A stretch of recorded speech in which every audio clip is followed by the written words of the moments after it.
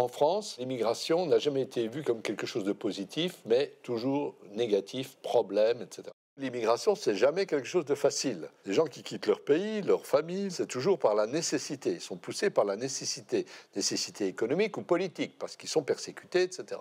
Dans la période récente, l'atrocité des attentats terroristes, la criminalité, etc., c'est des problèmes réels, mais ça n'implique pas l'ensemble des populations qui sont issues de l'immigration. L'immense majorité, ils sont là pour travailler, ils vivent dans des conditions difficiles. On nous accuse, certains, comme les polémistes comme Zemmour, d'être à la solde, au service d'eux, islamo-gauchistes ou je ne sais quoi. C'est scandaleux. Nous, on fait notre travail, c'est tout. Il y a toute une série de techniques visant à restreindre le droit d'asile. Et là encore, les associations qui défendent le droit d'asile sont très inquiètes par rapport aux décisions qui doivent être prises dans cette loi, dite immigration. Progressivement, le vocabulaire médiatique et politique, etc., a occulté la dimension sociale, c'est-à-dire le fait que les gens ils ne se définissent pas que par leur origine ou leur statut d'immigré, mais par leur métier, par leur ancrage dans une société. Regroupement familial, on va dire il va y avoir des gosses. Et ces enfants-là, ils vont devenir des délinquants.